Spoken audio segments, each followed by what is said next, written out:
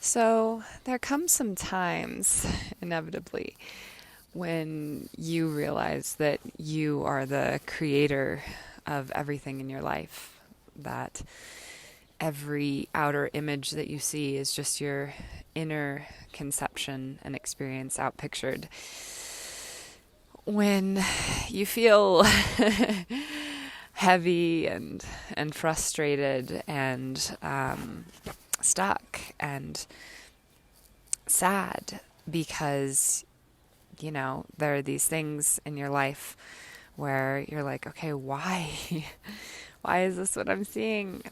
For instance, this morning, Tachi, the dog where I live here in Guatemala, had peed in the downstairs again, and he's only supposed to pee up on the roof. And my host dad was just going around saying, "Matara, matara, and morirá," like he will die and we will kill you, and over and over. And I'm thinking, okay, well, the first thought that I have, of course, is like, stop saying that. You're going to manifest it. And I love Tachi more than just about anything in my life right now. So I'm like, no, like, please be careful what you say. And I'm even thinking like, oh, and then they're going to manifest that and they won't know it's their fault. And, that's what they get. But I'm devastated by that because I don't want Tachi to die, obviously. In this world, even if it is an illusion when any of us die and our eternal beings cannot die. And then I was thinking, wow, wait a second, because if that happens and I perceive that and I'm perceiving this, it's only me who's doing all that. It's only me who's killing Tachi. It's only me right now who's saying he's going to die and all these things. And that made me feel pretty stressed, pretty sad, and pretty helpless. And I'm thinking, okay, this is not right, because if I'm the creator of my own reality, then feeling guilty and feeling sad is only going to create more of this. So this isn't working. What is going on? What do I need to do? And I'm thinking, okay, you're taking things too seriously. I was thinking of my friend Ryan and how he often manages to make jokes out of, well, he's a comedian. He manages to make jokes out of things. And a lot of times it makes me realize, wow, I was really taking that too seriously because I'm always so embedded in spiritual teachings and there's some pretty profound stuff. Like, it's a pretty profound realization and one that you kind of want to resist at first, to realize that everything in your world that you're experiencing is just like your world is just a mirror. You're just seeing yourself. So you can't blame anything on anyone else, and and you're the only one who can change it inside. You can't change the outside world. You have to change the cause if you want to change the effect. But then I was thinking about Ryan, and I was thinking, gosh, I always feel so good when he makes something lighter for me. Like when there's something that I'm taking very seriously and he makes it into a joke. And, even at first I'll resist that, like, oh, that's so unholy. I want, I need to see that as it's very serious. This is very serious business.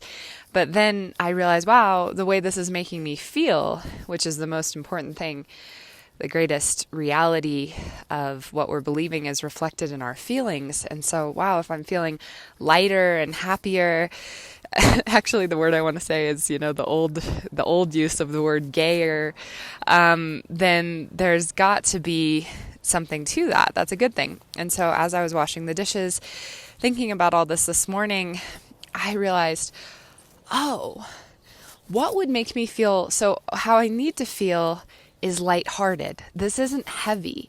If I want to, and I could feel that my own energy was getting heavy to the point where my host mom even said to me, literally, she was like, nosotros no no somos humanos malos. We're not bad people. So, again, that's the reality I'm creating. Like, this heavy energy is creating this reality where someone is having to tell me, or basically someone's telling me what I'm thinking, right? Which is, you're bad people. So there's condemnation, there's judgment, there's all these things that are keeping me from seeing the truth of love, and keeping me from experiencing in this dream world a happier future. And then that was it. I'm like, oh, what would make me feel lighthearted? This is just a dream. This is a dream. And it's quite literally a dream. The outside world is a dream. And how light is that, right? Because nothing matters in a dream. And, of course, that's going to sound sacrilegious to say, and maybe it is sacrilegious because religion is so often missing the point, again, by putting the power outside anything that puts the power outside ourselves or pretends that we need anything but ourselves to be able to access our divinity, is completely missing the point. I mean, that's impossible. Divinity is within us. So because divinity is within us, it's our awareness that is real. It's our sense of I am. It's the dreamer. It's the dreamer who is real. The dreamer is our awareness. And this outside world is just a dream. And we know this. How can we test this, right? Okay, so if the outside world is a lucid dream, we'll know that when we decide that we're dreaming, and then we decide to test it out. Now you need a lot of faith, or maybe just a little bit, right? Just the faith of a mustard seed, and you'll see something change. So we can test this. And if we can, with our thoughts, so, choose some simple experiment and maybe start with something that you don't have very much attachment to, right? Like, this is just an example of something that happened for me the other day. But imagining that someone will call you. Maybe someone, again, that you don't have much attachment to, not like that person who you're desperately waiting for the call from. Or here's a little example of something that was really an accident. But the other day, Tachi had a ribbon tied around his neck. And he had it tied around his neck for several weeks, and it was getting a bit dirty. And I thought to myself, I should cut that. I'm gonna cut it off. It's time for that to come off. But then I thought, no, I better ask Patty, and maybe she still wants it on, even though I know she said she didn't like it. And so I didn't do anything. And the next morning, it was gone. Patty had decided to cut it off. So yeah, you can say that's chance, but the point is you keep doing this. And when and then you get better and better at it. And at some point you're going to wake up. That's, when you're saying that it's not you who did that, you're still dreaming.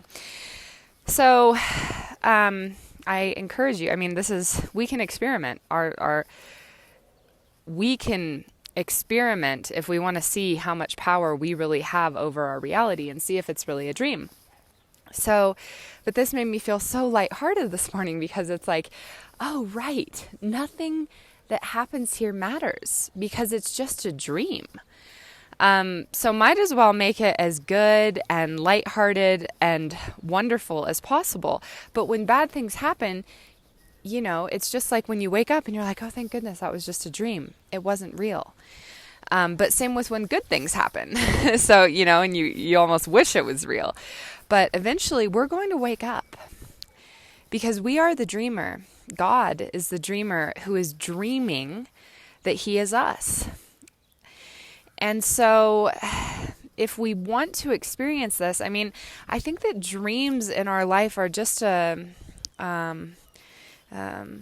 learning device, a metaphor, a smaller microcosm to show us the macrocosm of what life really is. And so lucid dreaming is waking up in your dream, right? And so what happens? I had a college professor, philosophy professor, who was very into lucid dreaming, and that was what her thesis had been on, and I think she had even written books. But her way that she had a method of this, and you could just do this in the real world as well. Real world quote, the bigger dream, as we'll call it. But her method was to set a timer throughout the day and ask herself, am I dreaming? But of course, when she thought she was, quote, awake, she would say no. But the point was that she created this pattern in her mind, and then she would ask herself that in her dreams. And when you're dreaming, and we'll talk about like a real, quote, real dream, sleep dream in this world, if you realize that you're dreaming, then you have control over the dream. That's what lucid dreaming is. And as soon as you realize that you're not that dream, that dream isn't real, that you're the dreamer awake in the dream, you then can do whatever you want in the dream. But as long as you're, quote, asleep in that dream, thinking that that's reality, right, which is what happens most of the time when we're dreaming, then you don't have any, you're just watching a projection. You're just experiencing what's happening. The dream is, it seems to be happening to you. You don't realize that you're dreaming it. So in the real world as well, we could just do that same thing, but answer. And I think it has to happen naturally. I mean, it's a spiritual awakening. It's when God wakes up. It's rebirth. It's resurrection, all these things when you truly realize. And perhaps that happens gradually in stages. I mean, time also is an illusion. But when you realize that you are dreaming, when you really realize that, depending on the fullness of that realization, like the fuller and more real that realization is, boom, you realize that this is a dream and you are the dreamer, and therefore you can decide for anything you want to happen in this dream, because you know that it's just a dream and that you're going to wake up to your reality from this dream.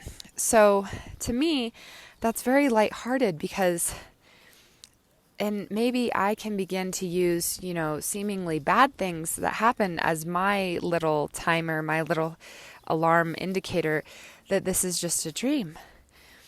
And if this is just a dream, then where do I want to go? What do I want to experience? What do I want to say? What do I want to be like? How do I want to expand imagination? What experience do I want to have to expand the eternal experience of this one dreamer who seems to be many, this dreamer God who is dreaming that he is me? And then within this dream, I'm dreaming that there are all of these other people who really are all also God, because there's only one. But to me, that is what's important, is continuing to come back to that lightheartedness. And Alan Watts talks a lot about this, like having that energy that life is a game. And I think it's the same energy as life is a dream, because the point is, it doesn't matter. We're so much more than this. Like, life is to a game what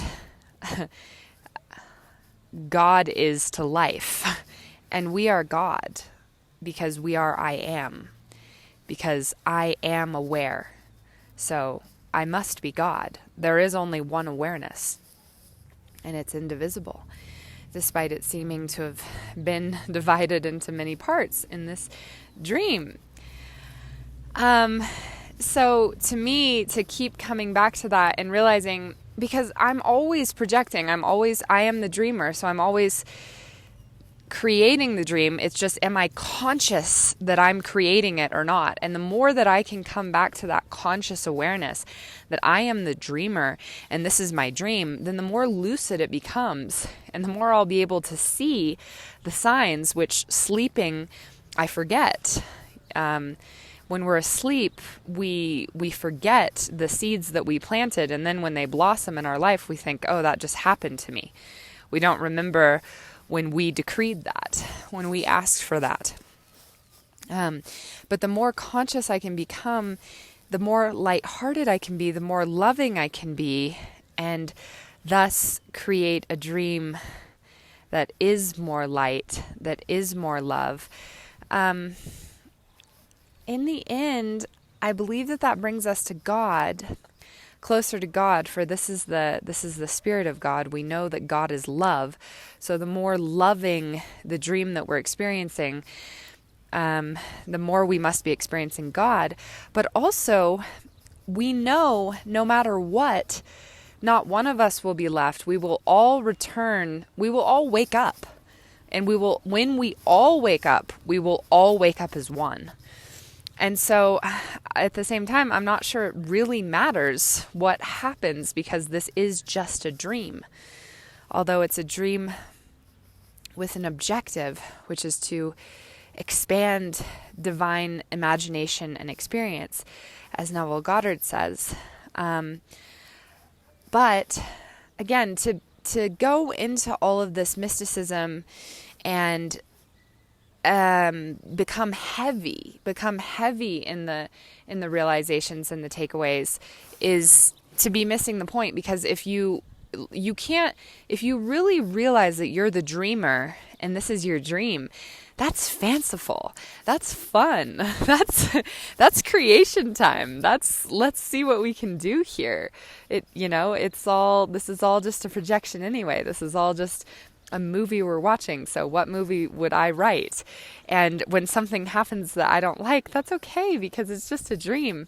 So I can react to it how I would in a dream, lighthearted. And yes, that includes death. And yes, that includes sickness. And I realize this is easier to talk about right now, but that's why I'm here. That's why I'm here, waking up here and cultivating these beliefs, so that when those seemingly more and more heavy and dark aspects of the dream come, I've woken up more to the point that I still don't allow myself to see those as real. Because nothing in this dream outside world is any more real than anything else.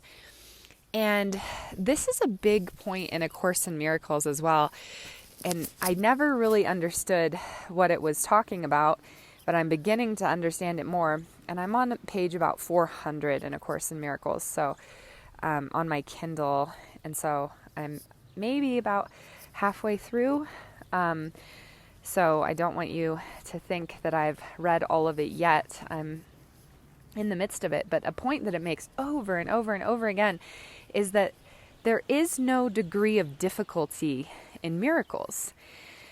So it's like you can work a miracle by healing one person, or you can work a miracle by ending a war. Like, there's no difference in that degree of difficulty, which of course, defies all of our dream rules that we're following in this dream world of matter, if we choose to follow them.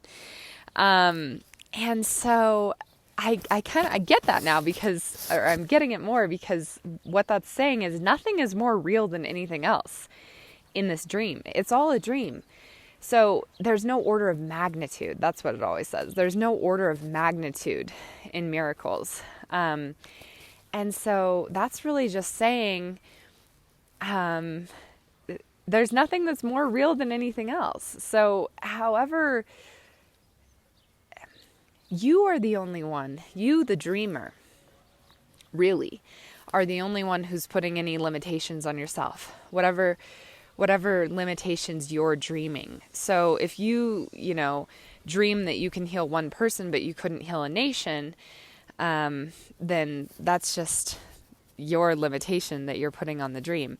Now, if you were in a dream as we perceive dreams in this world, a sleeping dream, and you woke up in that dream to realize that you were the dreamer, so it became a lucid dream, I mean, you wouldn't put any limitations on anything. You wouldn't think, okay, I'm in a lucid dream, but But now, I can't do things like fly because there's gravity, and I can't do things like heal people because there's time, and there's, body chemistry and all these things.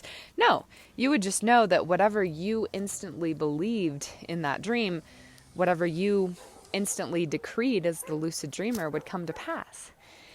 And so the only thing keeping us from having that experience at the next, maybe you could even call it the next dimensional level, and then maybe even it is like waking up in the next dimension in this, it's like Inception is real, but without all the scary darkness and intrigue. The only thing that's keeping us from waking up in this level of dreaming, that is what we call reality, but is really just a projection, a mirror of our consciousness, is our lack of belief. Because, again, you can't have a lucid dream, really, with all of, the amazing things that can go with that lucidity, flying and, going to Mars and watching a star be born, or whatever it is that you would, or something I would love to do is stand up on a horse's back in the wild as that horse just galloped and galloped and galloped, and feel the wind on my whole naked body. That's something I would do in a lucid dream. And then maybe just take off and launch and fly over that horse. But I can't do any of that. I can't make the dream unless I fully believe and completely realize that I'm dreaming, and accept my role as dreamer. And once I fully believe that, then the dream is fully mine to make, and there are no limitations. And I realize this dream isn't happening to me, I'm dreaming it. And so the only thing keeping us from that in this dream world, again, what we call reality, is our lack of belief. And as we believe more, as we wake up more, and I don't know, it's probably possible that it can happen in lots of ways, like in stages, and then boom, or just boom, and we know the ones who are awake. Our consciousness tells us that this is possible. Anything that we perceive in the world is just an outpicturing of any belief we have. So I won't talk about other people because really they're just my outpicturing, but my own beliefs are trying to tell me this is possible by those that I perceive in the world as awake. Like Neville Goddard, like Osho, like the person or persons who wrote the Bible. So this is possible. It's just, as long as there's any doubt, as long as there's any lingering sense that the dream is happening to you, that it's real, just like, again, when you're not in a lucid dream, when you're dreaming, it's real to you. And so things are just happening to you, seemingly out of your control. But when you wake up, you realize you dreamed that. And you realize everything that happened in your dream, even though there seemed to be lots of people, and we, like Freud or Jung would agree about this in the dream world. So then it's got to be true in this world too. It's just this world. We've worshipped it as real a lot more, but we know that any character, any player in our sleeping dreams is just our ego outpictured. So we're like, oh, that's me. All those characters that were in my dream are me trying to tell myself what, trying to send myself what message. And so that is equally true in this world of seeming matter, which, again, when we get right on down to it in physics, is actually just malleable energy. Nothing finite or set or, quote, real about it, unless we want to make it so. So if we want to have that lighthearted realizing our true identity more as God, because God is the I am, God is the sense of I am, God is our awareness. If we want to wake up, then we just realize that we are the dreamer and not the dream. And the more that we wake up and the more that we believe this, the more that we will be able to live and create and change this outer world the same way that we could a lucid dream, because that's exactly what this is if we wake up. So to me, what I'm going to be saying to myself throughout the day today, and why not try it, since we know that consciousness creates reality, is just, this is a dream. This is a dream. Because it makes my heart feel so light. It makes everything so much more playful. It makes me realize that I'm the dreamer. I'm the dreamer. And it takes a little, knowing like sort of that thought of I create my reality, like I said, there can be a little bit of heaviness with that. And if there's heaviness, then there's not really that sense of lucid, infinite possibility. We're starting to fall back asleep again, I think I could say, if there's any heaviness coming into it. So instead, like, I'm the dreamer and I'm dreaming this, and this is a dream. For me, brings that lightheartedness and begins to bring that,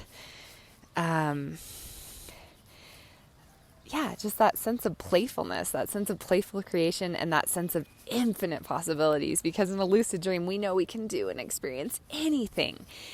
And that's what's really going on here as well, the God that we truly are is just waiting for us to wake up. Or we're just waiting for God to wake up within us and realize, I'm the dreamer, not the dream. And so, what shall I dream?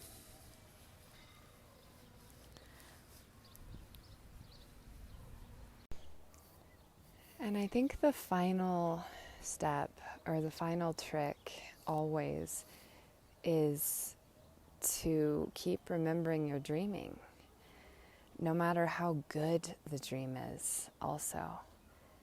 Because when we get attached to the dream, when we begin to think that the dream is real, and therefore begin to worship the false idol of the outside world, that's when we fall asleep again, and that's when the dream starts happening to us, and we start thinking that the way we feel is coming from outside things, and that we need, therefore, anything on the outside, like that we need outside things to make us feel happy or sad, that it is outside things that are making us feel happy or sad. So even when we wake up and begin to lucidly create fantastic, phenomenal dreams and begin to see, at first we're like, wow, I created this, because I remember, I came here so many times in my mind, and here I am seemingly in the outside world projecting it. But if it's really, really good, we might start to get wrapped up in it again, not wanting it to end, trying to hold on to it, basically trying to make it reality, when the very thing that allowed us to create it in the first place was the true reality, which is awareness, and especially being consciously aware of yourself as God, as I am aware, as the dreamer. And so no matter what dream you're dreaming, the trick, and again, what can keep you lighthearted, what can keep you unattached, is to always be coming back to that consciousness as often as possible, that it's still all a dream, this outside world. And one day we will all wake up in the reality of light shining, in the reality of pure awareness, in the reality of oneness, of one being, no form, of eternity, no time. And so always continuing to come back to that realization and never falling back asleep in that attachment to or trying to make the dream real, and thus forgetting that what is real is your awareness, the one who is dreaming